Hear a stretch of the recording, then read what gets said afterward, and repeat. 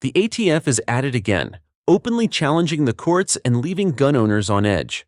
Government overreach has rarely been this blatant, and this raises some alarming questions about the future of our legally owned firearms. In this video, we'll talk about how the ATF's pistol brace ban is making a surprise comeback, why the ATF is determined to override court decisions, and what all of this means for all of us in the Second Amendment community. Let's start by looking at how pistol braces became so controversial in the first place and why they are currently at the center of a legal firestorm. Pistol braces first entered the market as a way to help disabled shooters stabilize their firearms. A simple concept, isn't it? By design, they allow the user to strap the firearm to the forearm, ensuring better control, particularly for those lacking the strength or full mobility to shoulder a conventional rifle. So, what started as an accessibility tool quickly evolved into a popular accessory for AR-style pistols, appealing not just to disabled shooters, but to any gun owner who valued stability, accuracy, and compactness. This shift in usage brought the braces under the ATF's microscope. Because these firearms had barrels under 16 inches, there was always a question: when does a pistol become a short-barreled rifle, or SBR? Under the NFA, an SBR requires a tax stamp, specific paperwork, and strict regulations. For years, the ATF waffled on its interpretations, issuing opinion letters, sometimes stating braces were fine as is, other times implying that a mere change in how the brace was used could transform a pistol into an SBR. Eventually, in 2021, the ATF released a comprehensive rule effectively classifying most braced firearms as SBRs, and therefore subject to all the regulations, taxes, and restrictions that come with the designation. This move created a tidal wave of opposition, with gun owners and advocacy groups demanding clarity. After all, tens of millions of people had purchased these braces under the ATF's earlier guidance, believing they were perfectly legal. Suddenly, many found themselves in a precarious position, facing potential felonies if they didn't register these firearms. Lawsuits immediately sprang up, led in large part by our ally groups like Gun Owners of America, who argued that the ATF had overstepped its authority by rewriting definitions without congressional approval. Court battles ensued, and for a time it looked like the 2A community was gaining the upper hand. In June 2024, U.S. District Judge Reed O'Connor delivered a major blow to the ATF by vacating the rule entirely. He called it out for being a mess of contradictions, ruling that it violated the Administrative Procedure Act because it was arbitrary and capricious. The judge didn't mince words. He essentially told the ATF they had no business sneaking in vague, overreaching regulations without giving the public a fair shot at understanding or responding to them. This wasn't the only victory. Before the rule was struck down, other federal judges granted injunctions that temporarily blocked its enforcement. The 8th U.S. Circuit Court of Appeals even chimed in, saying the ATF's rule was practically impossible to follow because it lacked clear definitions. It was a breath of fresh air for gun owners who were fed up with being forced to navigate a regulatory maze that seemed designed to trip them up. These rulings sent a clear message: the courts aren't going to let the ATF overstep its authority without a fight. But here's where things took a surprising turn. Rather than respecting these court orders, the ATF ignored them. Specifically, an email from the Firearms Industry Programs Branch, or FIPB, to a member of GOA reveals that the agency still considers braced firearms to be SBRs under the National Firearms Act. According to this email, the ATF is taking the position that it doesn't matter whether a court vacated the rule or granted injunctions. In their view, the mere presence of a brace on a firearm with a barrel under 16 inches automatically classifies it as a short-barreled rifle. This flies in the face of the legal victories that temporarily halted the rule. For many, it raises a fundamental question: does the ATF believe it is above the law, free to dismiss judicial rulings whenever it sees fit? That question is more than academic. It has real consequences. If the ATF continues to operate under the assumption that all braced pistols are SBRs, gun owners could be exposed to criminal liability even though courts have explicitly stated otherwise. Imagine owning what you believed was a perfectly legal firearm, only to discover that the agency tasked with regulating it has decided unilaterally to treat you as if you're in violation of the National Firearms Act.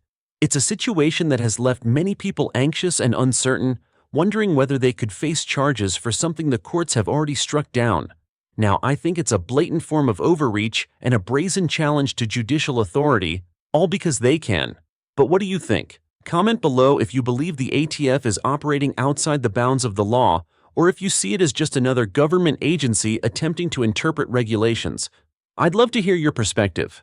Gun Owners of America has refused to let this slide.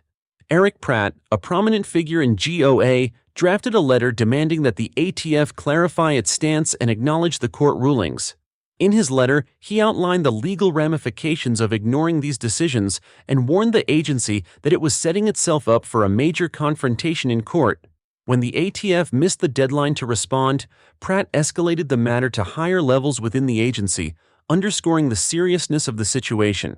GOA's argument is straightforward. If the rule has been vacated and if injunctions are still in effect, then the ATF has no authority to enforce its classification of braced pistols as SBRs.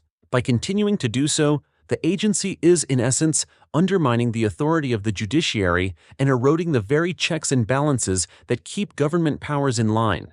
This isn't the first time the ATF has drawn fire for vague rules and inconsistent enforcement.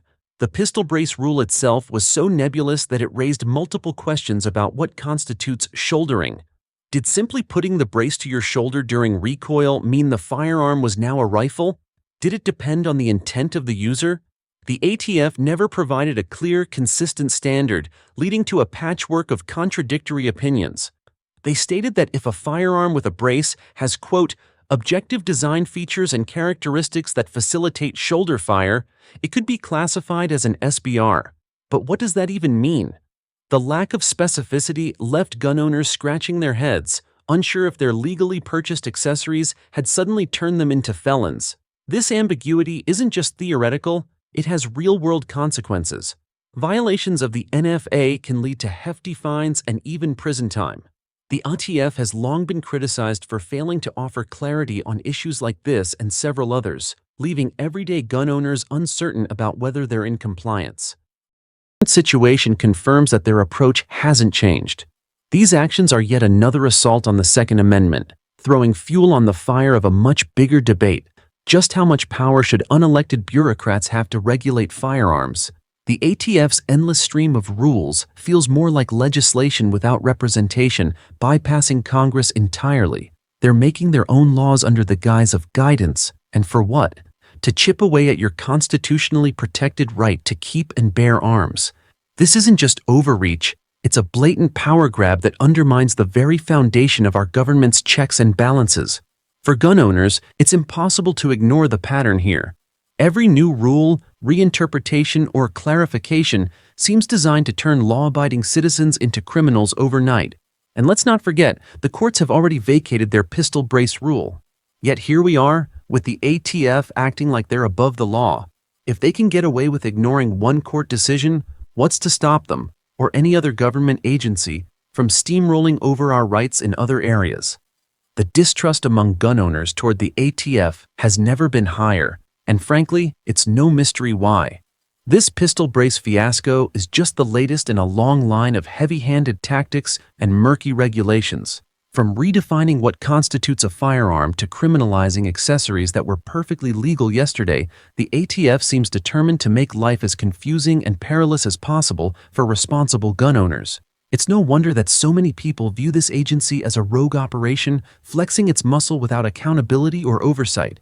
Even people who don't own guns should be concerned about this kind of unchecked power.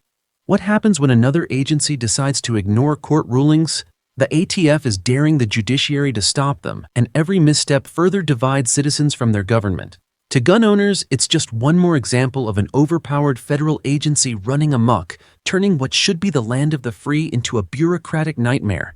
And unless we push back, they'll keep pushing the boundaries, daring us to stop them. But I digress. While the ATF is pressing ahead with its classification, it could find itself on the losing end of more lawsuits. Courts have already shown a willingness to strike down or enjoin the rule.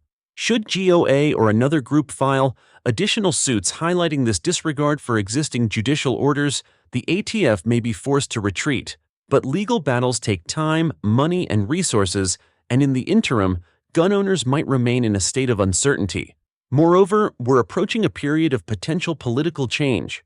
With an upcoming administration shift, the leadership at the ATF could be overhauled and priorities might shift dramatically. Some are hopeful that a more pro-Second Amendment director will be appointed, one who respects court decisions and the boundaries of the law. However, there's no guarantee that will happen, and even if it does, it may take time for any policy changes to trickle down. In the meantime, there's the looming risk of selective enforcement. Just because the ATF hasn't arrested anyone yet over braced pistols under the vacated rule doesn't mean it can't or won't in the future, especially if the agency is operating on the assumption that the rule is still in effect.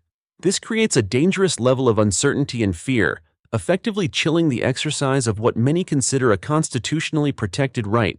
That's why it's absolutely vital for gun owners to stay informed, remain vigilant, and back organizations that are actively fighting these legal battles. GOA, along with other groups, is working not only in courtrooms, but also in the realm of public opinion, endeavoring to educate gun owners about their rights and the current legal landscape. If you value your right to bear arms, consider supporting these organizations, whether through membership, donations, or simply by sharing information about their ongoing cases. Looking ahead, a pivotal question remains. Will the ATF's defiance hold up if another court steps in to reinforce the earlier decisions, or will the agency continue to push until forced to back down? Some observers speculate that the ATF is simply trying to stall, hoping that a new rule or a different political climate will eventually bolster its position. Others argue that it's a test of how far the ATF can stretch its authority before Congress or the courts finally say enough is enough. Regardless of the outcome, these events underscore the importance of following the legal process. Winning a court case or securing an injunction doesn't necessarily mean the fight is over. Agencies have multiple avenues to challenge or circumvent rulings, and vigilance remains crucial. For now, the best defense is knowledge. Gun owners should keep track of any new developments, especially as GOA and other advocacy groups bring more pressure to bear on the ATF. Staying informed can help you avoid unwittingly running afoul of regulations. It also empowers you to challenge misleading information, whether it comes from government entities or social media rumors. Always verify updates through credible sources and consider consulting legal experts if you find yourself unsure about the current status of your braced pistol or any other regulated firearm. If this video was helpful in any way, please like, share, subscribe, and click on the bell icon for more of these videos. Thanks for watching, stay informed, and continue exercising your rights responsibly.